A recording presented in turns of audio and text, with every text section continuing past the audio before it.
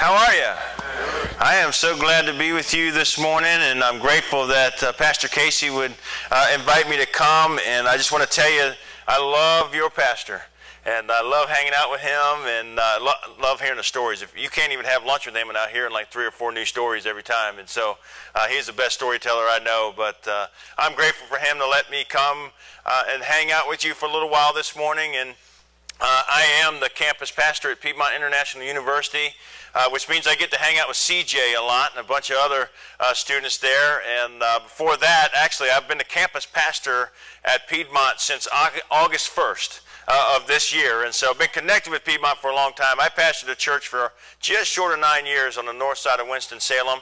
And then God just moved us over there, and really just excited about the fact that we get to really engage the thinking and the worldview of the next generation, and that's something that just I'm passionate about. Matter of fact, I'm passionate about just rethinking things, and I'm passionate about seeing things in a fresh way. And I really want to jump in with you this morning to maybe do that.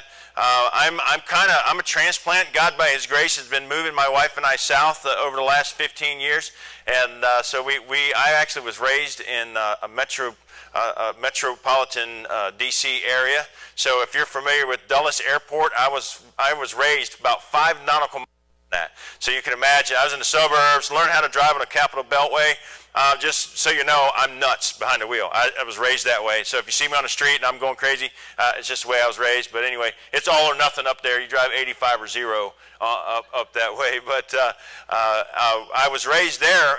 When I graduated high school, my family, we moved out from that kind of hustle and bustle. My parents wanted to get out of that a little bit, and we moved to this town called Warrenton, Virginia, which is still considered Northern Virginia. And then just outside of that town was this little town that had a traffic light, a bank, a grocery store, and train tracks.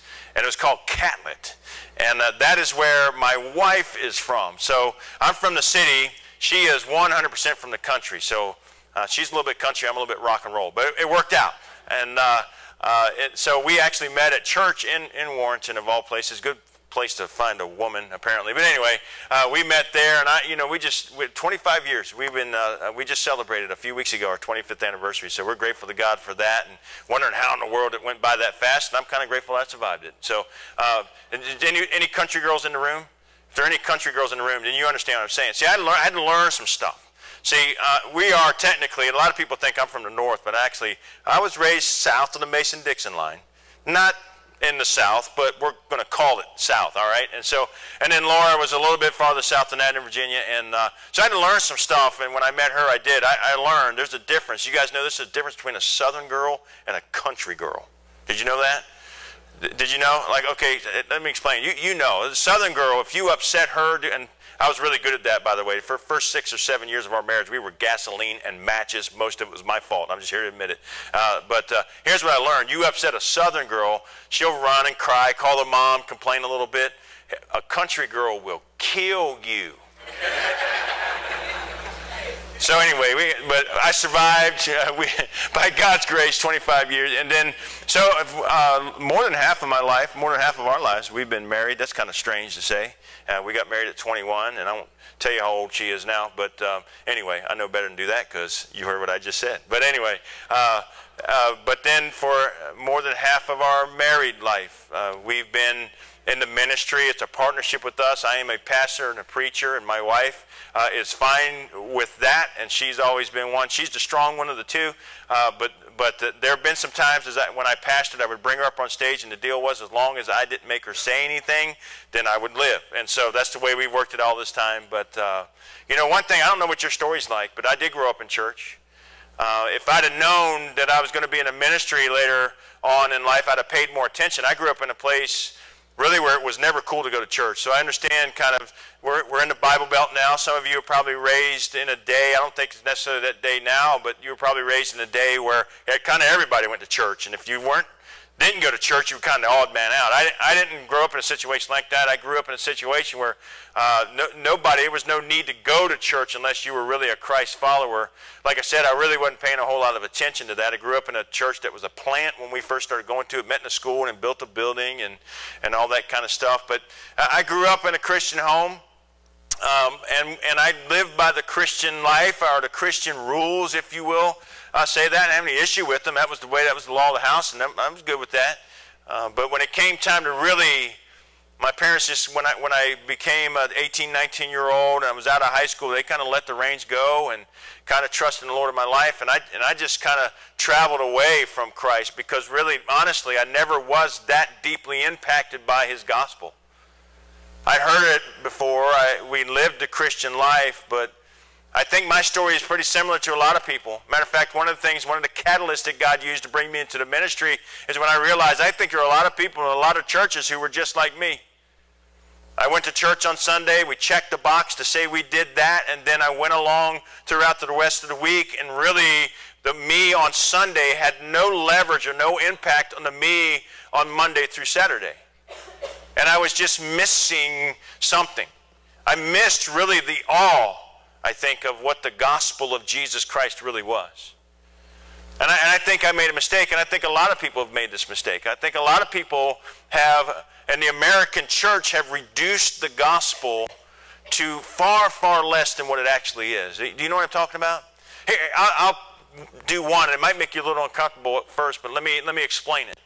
I think a lot of people think that the gospel is how you and I go to heaven.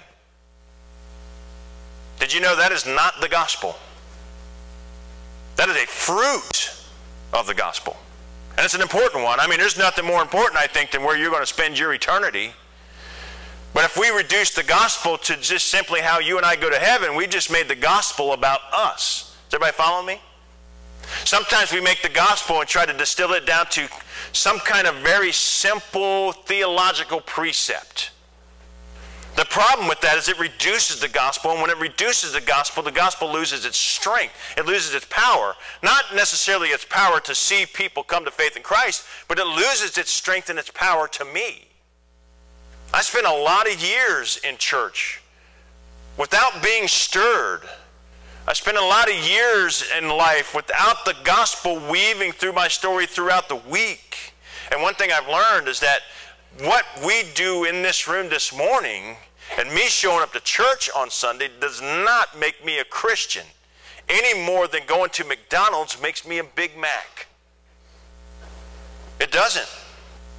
Did you know this, church? I didn't say this earlier, but did you know this? You know, when you ever talk to somebody about their church, the conversations are always the same. We always say things like this. What church do you go to? I go to so-and-so church. Oh, okay. Well, what Bible do you use? What song, what kind of music do you sing?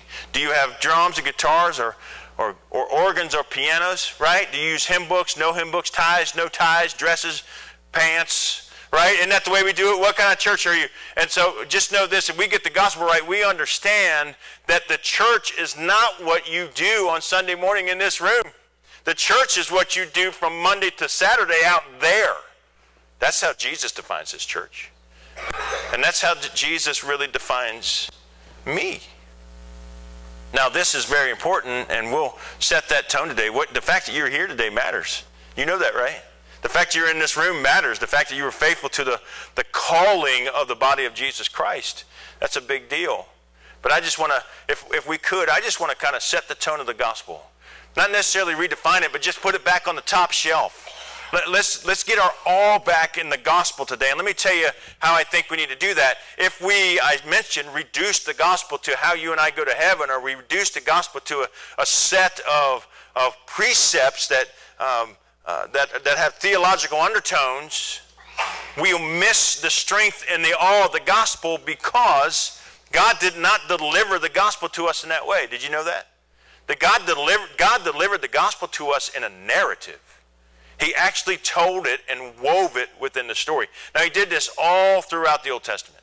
You can look, one of my favorite places to look in the Old Testament and find the gospel is Exodus. I don't know if you've ever read through Exodus, but if you read through that, you'll see Jesus all in it. You'll see Moses as a type of Christ. You'll see the tabernacle and the mercy seat as a type of Christ. You'll see all these things where God writes this narrative, but he's also done it in some other ways. And one of the ways that he did it, in one way that may seem a little obscure to you, but I want to show you today, is in the prophet Hosea. So if you have your Bible, I hope you do. Why don't you turn to Hosea. He's right after Daniel, if you're not familiar with him. And so if you find kind of Isaiah, Jeremiah, Lamentations, and you go that way, keep turning right, you'll go past Daniel, and you'll hit Hosea. And Hosea was a prophet.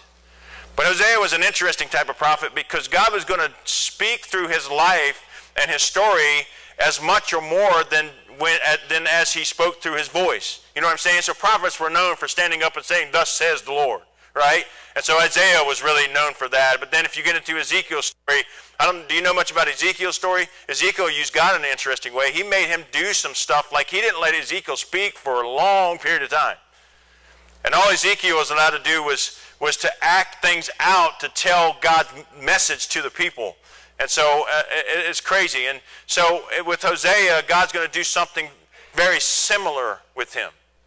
He's going to take Hosea and he's going to write the gospel in him. And he's going to demonstrate what the gospel really looks like and what the gospel really means. Now, let me just set this tone. What you're going to see in Hosea's story is purely the gospel, and you're going to see God's function of the gospel. Let me just tell you this. One of God's primary functions of the gospel is justice. God is a God of justice. God will make things right. Just know that. Please know that. That as we look around our culture and it seems like justice is not, no matter what side of the issue you might be on or somewhere in the middle of whatever issue it is, we got a lot of issues in the United States of America right now, and we are divided on a great many things. God will bring justice to all this. If you're looking at the landscape of the land and you're going, man, there's just not a lot of justice being had, just stay cool because God's going to come. He's at work and he brings justice. He is a God of justice. But watch this. One of the primary functions of God's gospel is to bring justice. That is to set things right. But he's going to do it while redeeming and reconciling the lawbreaker. And that's me. And if you're all right with me saying it, it's you too. See, the story of the scriptures is very clear that we were born with a nature into sin. We were going to go our own way. And we would, whether we want to or not, we are incapable of living up to God's standard of justice. We will be unjust. We will mess this up. But the God of all justice will set things right, but he will do so at the same time redeeming and reconciling us to himself. That's how the gospel's working out. Now, what does that look like? Well, you'll see it in the narrative of Hosea. Let me just show you this and maybe get into a character a little bit. But Hosea had an unusual ministry, and God asked him to do something incredibly unusual. Matter of fact, this might make you a little bit uncomfortable, and I'm not necessarily trying to make you uncomfortable, but it will set tension into what God's doing when you find out what he asked Hosea to do. You'll see it. They'll put it on the screen. I want to meet you in chapter 3. You can flip back if you want to, but I just want to show a verse. I'm going to put it on the screen. Hosea 1:2 says this. When the Lord first spoke through Hosea, the Lord said to Hosea, now watch this, go take yourself a wife of whoredom and have children of whoredom. And he says, here's why. For the land commits great whoredom by forsaking the Lord. So here's the issue, that the people of Israel, when Hosea came on the scene, it was idolatry everywhere. And idolatry was an issue then. By the way, it's an issue now. And if you want to get into the topic of idolatry, I'll just tell you, I think I have more idols than I even know. Because when good things become ultimate things, they actually become an idol. And I've taken many good things that God given them to me and made them ultimate things. But that's a different sermon altogether. But he's saying there's an issue. And so, Hosea, I'm going to write and show the story with your life. So literally he tells them that you're not seeing this wrong. He says, Hosea, I want you to go marry a prostitute. Now, I don't know what you're thinking. When I'm thinking, if I'm Hosea, my answer would be, hold on, what? Right? I mean, if that seems, first of all, if that doesn't seem a little bit unbelievable to you, you've been in church too long. Because that's just crazy. God just told his prophet to go marry a woman of the night. And so he's obedient to the Lord. He says, all right. So he goes and marries a woman named Gomer. And he goes and gets Gomer and says, listen, I'm going to take you out of this profession that you have, and I'm going to take you home with me, and I'm going to marry you, and you're going to be mine. Gomer, the wife of Hosea, that's who you're going to be. That's your new identity, all right? And so they get married, and they begin to have kids, and I don't know, maybe a white picket fence. I don't know. That, you know, they have the thing going on, and it's kind of storybook until the third child comes along. If you were to go down later in chapter 1, you would find that the third child comes along, and God shows up to Hosea again and says, oh, by the way, I want you to name your third child, and here's what I want you to name him. Name your third child, not mine. Can you imagine Gomer going, wait a minute, what? You mean to tell me that the kid that my wife just had is not my kid? And God's like, nope, not your kid. She's running around. And now she's starting to have children that are not yours. Well, that's a fun story, right? Are you sitting here going, how in the world do we get to the gospel from that? Well, that's a good question. So this is what happens with Gomer. Gomer just can't keep herself from her old life and from her old pursuits. I guess they're just whispering in her ear. So eventually, even though she's having kids that are actually illegitimate, even though she's married to Hosea, she eventually just leaves the house. She doesn't even hang around anymore. She jets. She goes back to her own life, but it goes really, really, really bad for Gomer. It's like going from a bad life to a good life to a way worse life. And what happens with Gomer, instead of just being a woman of the night now and making some money and just disrespecting the body God gave her, she ends up in a place where she's in debt, and then she's enslaved, and then she finds herself standing at an auction, and she is what's going to be auctioned off. She's actually being sold now into sexual slavery, never to be redeemed. Can you imagine? When you show up in Hosea chapter 3, that's what's happened. Hosea chapter 3 is only 5 verses long. It's a short chapter, but when you show up there, that's where she is. Now here's what's the interesting thing, and here's where you're going to see grace, and here's where you're going to see the gospel. And then I'm going to read this, and I'm going to try to put some flesh on the bones here just for a minute to make sure that you and I, because here's the goal. If we get the all back a little bit in the gospel today, then we've won, okay? So that's the goal today. I want you to see what God tells Hosea to do. Can we just be, anybody good with honesty in church? You guys raise hand or talk or anything like that? All right, so let's vote. You ready to vote? Everybody for honesty in church today? Okay, that's most of you. Some of you are like, man, we're in church. I'm not going to be honest. Man, okay. Can I tell you the truth? I know without the Spirit of Christ in me and without God's heart, I know for sure that if I was married to my wife and she decided that she was going to bail and go and give her body away, that there's very little that would ever bring me to a place of compassion to ever receive her again, much less help her. Am I alone? I'm just being honest. Now I hope with God's heart and God's Spirit in me, maybe I would react differently, and we know about forgiveness and we know about grace. But look what God says to Hosea in chapter 3 verse 1. And the Lord said to me, said to Hosea, go again. Love a woman who is loved by another man and is an adulteress. Even as the Lord loves the children of Israel, though they turn to other gods and love cakes of raisins. That cakes of raisins things is basically just talking about what they do as part of their ritual and their sacrifice to these little G's. Look at verse 2. So I bought her for 15 shekels of silver and a homer and a lethech of barley. That's 3 bushels of barley. And I said to her, you must dwell as mine for many days. You shall not play the whore or belong to another man, so will I also be to you.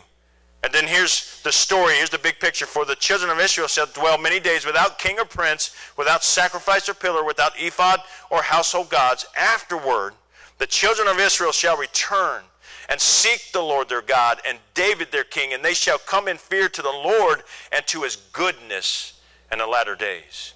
So what God was saying through Hosea is, I'm painting a picture with you, Hosea. It's what I'm going to do toward my people, Israel. Matter of fact, what I'm going to do for the entire world. Because the entire world, when we're left on our own with this nature that we have, we will go away from God and we will do our own thing. And I'm just here to tell you, I'm guilty of that. I've lived that. I've lived the pain of that. But God says, I have a better story. I have something that I'm going to do. And I'm going to show it through Hosea so that when the king comes, my son who comes and starts to preach the gospel of this kingdom, people will understand what's happening because I've already demonstrated, not through a theological precept, but through a narrative, through a work that I'm actually doing. So if I could just kind of put us in a picture here, what happened with Hosea and Gomer? Well, Gomer, you saw that Hosea paid money for her. She was going to be auctioned off, and I could just picture, if you could picture with me, maybe Gomer, the wife, is standing on a stage or on some kind of platform, and I can almost picture just like a sea of humanity, a sea of men out there. And maybe down this way is an auctioneer sitting on a stool with the good old school barrel head. Right? You ever heard the term putting money down on the barrel head? And he's sitting there, and Gomer's up for auction. She's going to be sold to somebody who's going to use her until she has nothing left to be used. And I've even heard that scholars say that the price that they're talking about paying was even half the normal price for a slave. So she's gone to a really, really, really bad place. And you can imagine she's just sitting there embarrassed, freaked out. What's happening to me? Where am I going from here? And looking out across the sea and thinking of humans, of men, and going, well, this is going to be great. I'm going to be sold to the highest bidder, but they're going to be at the lowest price they can get me. And she's looking across the sea of people, and maybe in the back, she sees him. Is that Hosea? Why would he come here? What is he doing? Is he trying to make this worse than it already is? This is bad enough. I mean, look at me, and you're going to come and watch this happen. Great. Great. That makes me feel a whole lot better. Why would you do that? And she sees him, and he begins to weave his way through the sea of men, and she's like, where is he going? What is he doing? This is bad enough. You don't need to be here and gawk at what's about to happen to me. What, do you want a front row seat now? Good for you. Come on. It's bad enough. Go ahead, make it as worse as you can be. I know what I did. She watches him as he works his way all the way to the auctioneer, and she's thinking, why would he do? What is he doing? What is he talking to the auctioneer for? My price, is it not low enough? I know it's going to be bad. Well, you're trying to tell it, even make it worse, so he's going to drop my reserve and make my price go even lower? This is bad enough, man. Why would you do this to me? What are you doing?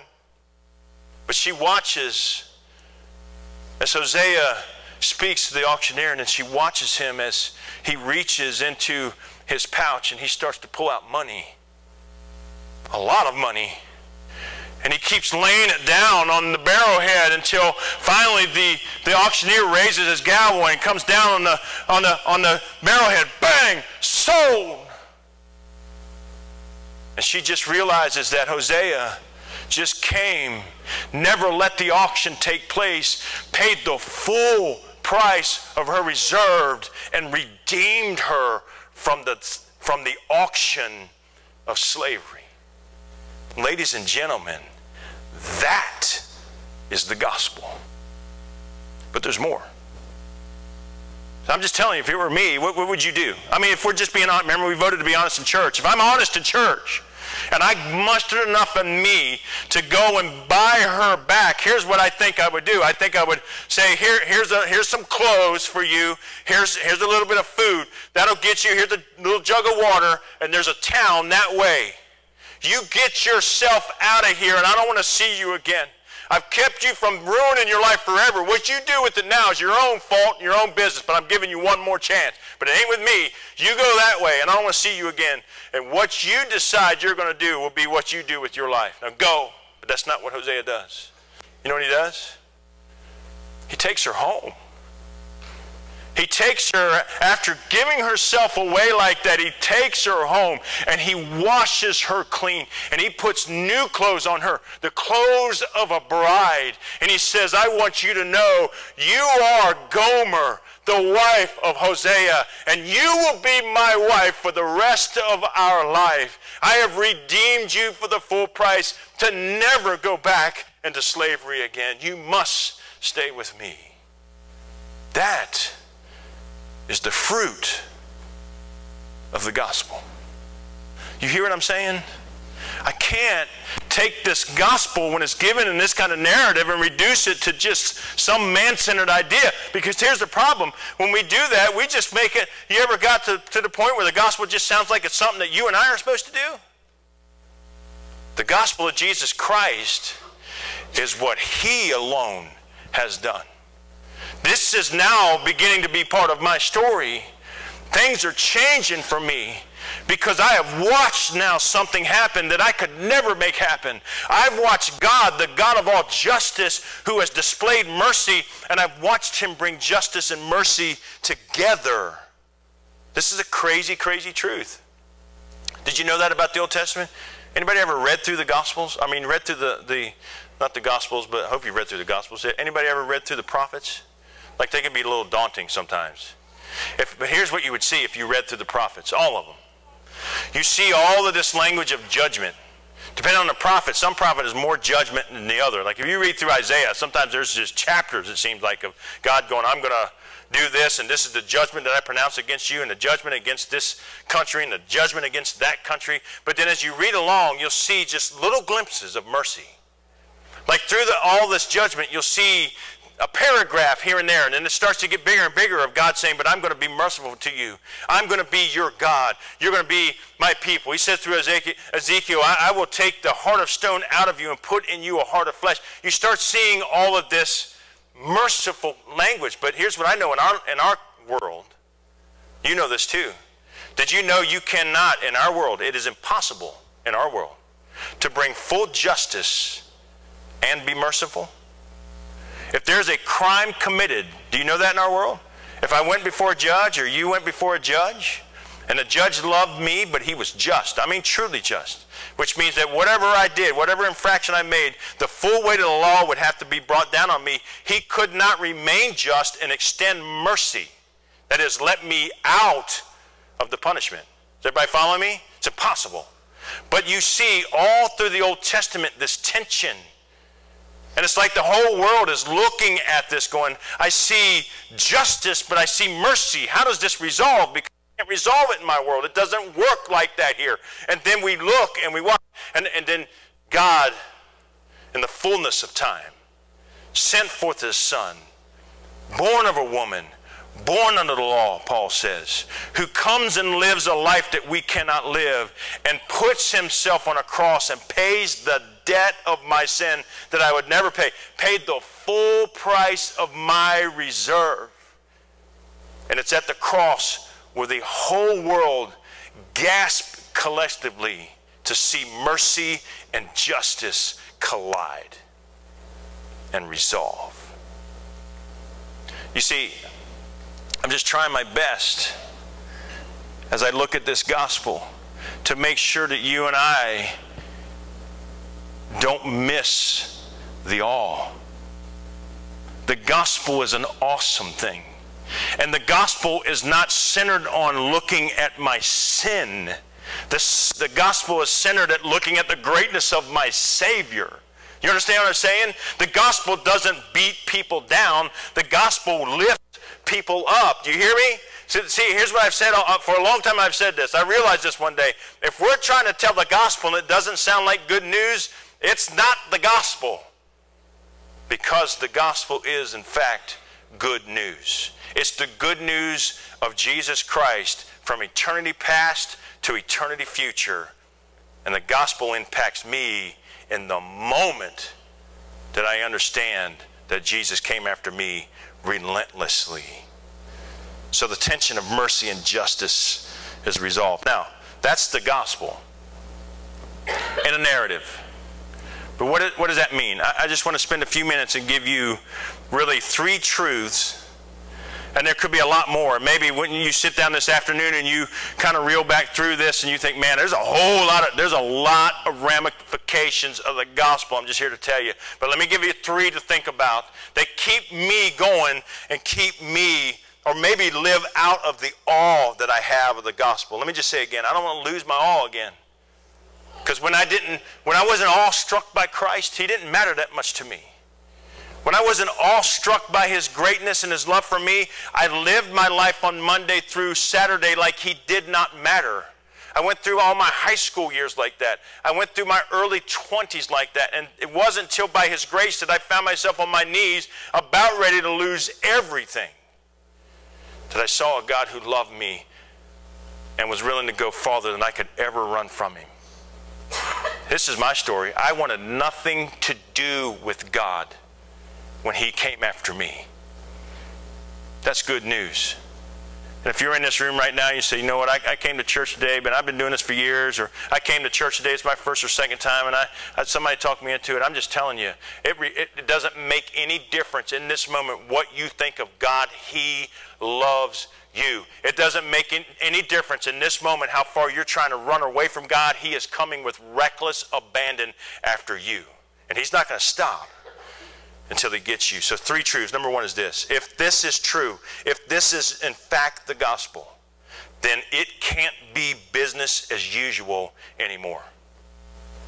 Here's what I mean. My life cannot be just simply business as usual anymore. I cannot leave out of worship, and I cannot leave out of being impacted by the gospel and by the scriptures and then live like they don't matter anymore. It ain't about me trying to tell you, hey, you got to do, here, let me pull out the list and tell you, if you do this, do this, do this, do this, and do this, and don't do these things, don't drink, don't smoke, don't chew, don't go to the movies with women who do. That's not the ramification of the gospel.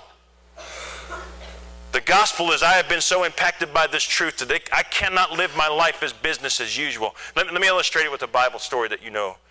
John, the Apostle John in his gospel tells a story of a woman at a well. Remember her? I believe that Jesus Christ, when he shows up at that well, is living out what we see in Hosea chapter 3. Because notice he didn't go to the well and say to her, yeah, okay, look, I know you got yourself in a mess, but let me give you 3 steps to get out of it. Right? I mean, sometimes that's even modern preaching. Let me give you 5 ways that you can get out of your financial... Okay, well, those things can be practical, but Jesus, never noticed that Jesus never did that? He looked and said, I know everything about you. I know that you've been married 5 times, and now you live with a man that you're not married to. If it were religious people, by the way, none of the religious people would ever talk to her. She was cast out by her own and everybody else. Not even the disciples would give her a time of day. But Jesus walked up and said, you want to draw me some water out of that? And she's like, why would you be asking me to do that? He goes, well, actually, I was just starting a different conversation with you, because if you knew who it was that was talking to you, I would tell you this: I will give you water, living water, not like what's in this well. If you drink what I give you, you will never thirst again. And he impacts her right then. You remember that story? She's knowing. He knows everything about me. Yet this is strange. I don't know him, but I love him. He knows everything about me, and somehow he loves me anyway. How can this be? But here's what I'm saying. What happened with the woman at the well? Do you remember? She didn't just keep it to herself. She had to. I'm just telling you, she was compelled by the gospel, not by law or legalism, but by the grace that was given to her to run back to town. And she had to tell everybody who would listen, you should hear this guy. He told me everything about me, but loves me anyway. And I'm telling you, he's the one we were waiting for. Salvation is here. That's what the gospel does. I'm just saying, if we're walking in and out of church, and we're checking the box to say we did something religiously, then we have lost the awe of the gospel. This cannot be business as usual. Are you with me? I just can't. I'm too excited about that. Can I just share a truth with you? When we look at the American church, and I've got to worship with you a few weeks ago. Laura and I just snuck in. I think, was our daughter with us? Yeah, it was before Bethany went back to school. She's in college, and got to worship with you, had a great time with you. I can see that you're people that want to worship. But I'm just telling you, across the landscape of the American Christianity, it's not there. We've lost our awe. And we've somehow stumbled onto this idea that somehow that it was Jesus who simply died for some kind of American Christian subculture, when he died for the world. I mean, we've learned this verse since we were a little kid, didn't we? For God so loved the, say it, all of them. All of us. When we look at the world through the lens of the gospel, we find out there is no us and them. We were all gone astray, like sheep without a shepherd, each to his own way. Right? And the Lord laid upon him the iniquity of us all. He didn't die for a subculture of American Christianity. He died for the nations. That's why it changes the way I live out there. Because it cannot be business as usual. So that's number one. Number two is this, if you're taking notes. It's not business as usual. Second one, this is huge. This is huge for us. The first point of my faith is not me getting my act together. I think many of you may come from a generation like that. Matter of fact, I'll tell you a story. I didn't tell it earlier. I didn't think of it until just now. Have you ever just wanted to reach across the table and slap somebody, just silly? Come on, don't lie. We were telling the truth at church. Come on. Okay. Now I'm from DC kid. I'm down here in the Bible Belt, so it's a little. I'm weird. I get that, but I'm fun. But I saw this old. I won't even mention his name because some of you might know him. But this aged preacher. I don't want to be too disrespectful. And I was at an event where there was a lot of pastors showing up. They were trying to get us together in Winston-Salem to do, it was called Let Us All Pray, and there were some things going on in the city. They wanted to get as many pastors together as they could, and I got sat at this round table. There's a bunch of round tables in this room and a bunch of pastors in there, and I was just pretty new in Winston. I didn't know very many, but I've heard names, and I knew a few people. I heard of this guy, and he walked in. He was really, really proud of himself. It was good to hear his press release. And he walks in and he meets a guy next to me that he knew. And this is what he said. I mean, I could believe it, but I couldn't believe it at the same time. This was his story that he told. He said, I got a woman in my church whose husband, he's drunk, he's alcoholic. And he came to church the other Sunday, and I pulled him aside. I said, let me tell you what, you took that beer, opened it up, poured it down the sink, you'd have a whole lot better life. And I wanted to say, you're an idiot if you think that. That is, a guy named Gypsy Smith coined a term for that. Therapeutic, moralistic deism. Basically what that means is we turned morals and made it God. And God is not morals. God is greater than all of that stuff. God is greater than any standard you could come up with. There is nothing like him in all creation. God is so awesome that he speaks and creates a universe, and so loving that within that kind of power, listen to me, he has made a way so you and I can come to him by prayer anytime, any place. Do you know the God of all creation, when you begin to speak to him, leans into you and hears every word that you say? He's not interested in trying to get you to measure up to something. If what that guy said was true, then all we got to do is get addicts into rehab and they would be saved. That is not true. Somebody say amen. The first act of your faith is not to get your act together. It's to trust in the one who did it for you. And that changes everything for me. Paul understood this. If you responded to the gospel by faith, you, at least at some level, have an understanding that God is now the champion of your story. And he's not trying to make you the champion of your own story. God is not trying to make you a better you. He's at work from the inside out, making you new. If anyone is in Christ, he is a new creation. I think sometimes we get that wrong, and we think, well, if I could just get my behavior right, then I'll be accepted. No. God accepts you because he laid the wrath of all your sin and mine on his sinless Son on a cross. That is why you and I are accepted. Paul said it this way. Just talking about the hardship of his life, he didn't think they were going to make it many, many times over. Paul said, indeed, we felt that we had received the sentence of death. But that was to make us rely not on ourselves, but on God who raises the dead. The first point of your faith is not to get your act together. That's not where it starts. That's not where it ends. The point of our faith is a person named Jesus. who is the God of all ages, who set aside his rights to be king of the universe. Philippians 2:5. Let this mind be in you, which was also in Christ Jesus, who thought it not robbery to be called equal to God, but made himself of no reputation. The idea of that is a Greek word called kenosis. It's a setting aside of something. What he set aside was not his deity, because he came here as God.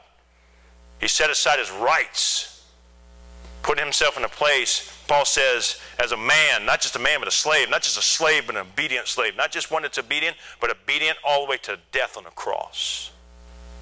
And he did that so you and I never had to jump through another religious hoop to try to measure up to anything.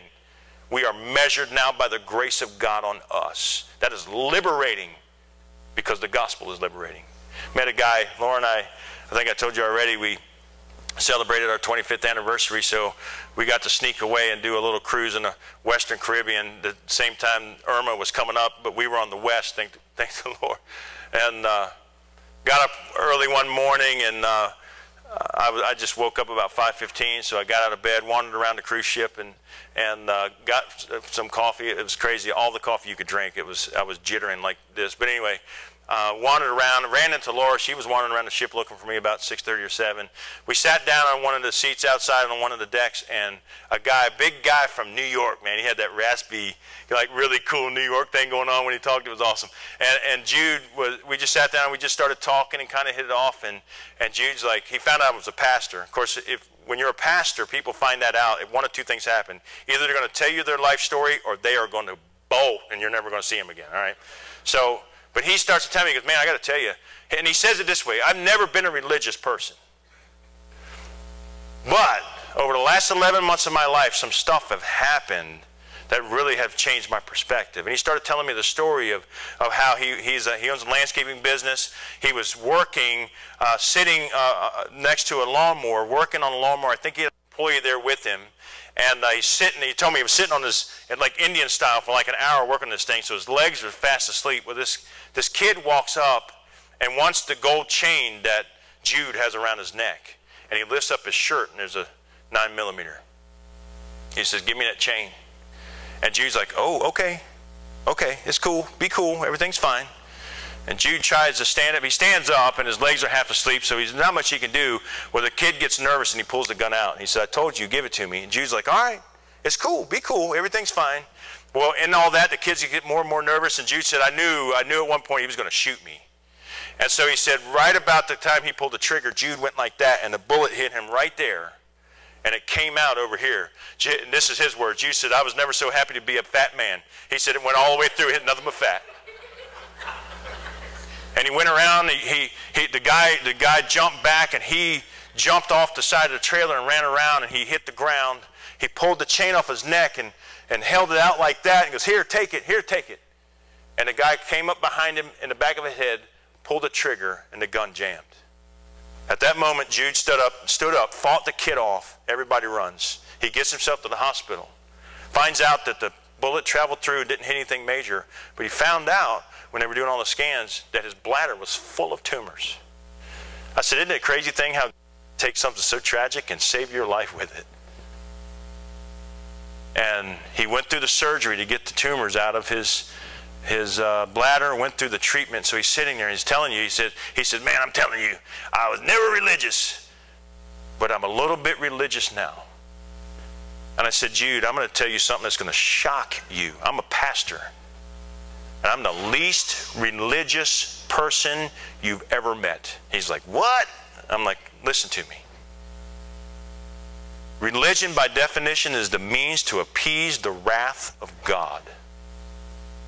But the gospel says that God himself stepped out of heaven and came to earth, lived a sinless life on my behalf, and died in my place. And when he did so, all of the wrath of God for my sin was laid on the Son.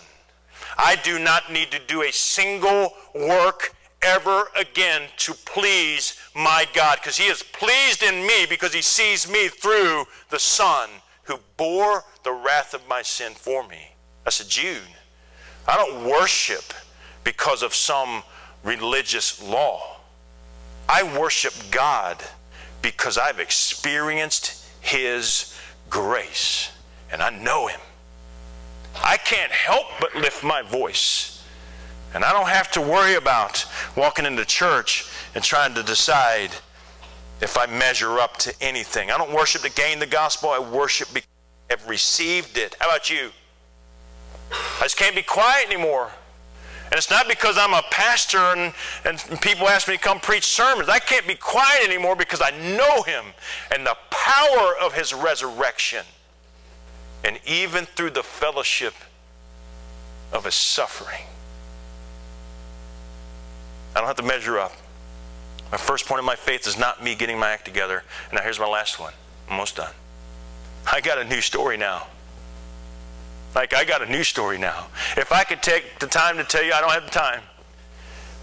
But at 26 years old, when I was making choices that were recklessly running away from God, deliberately doing so, ruining my marriage, going to destroy everything I had, and the most dark spiritual place that you can imagine, that's where I was. And I didn't know what I was going to do. But God was at work the whole time coming after me with reckless abandon. I had no idea how much he wanted my life. It wasn't because I had any more value than anybody else, but because he valued me just like he does everybody else.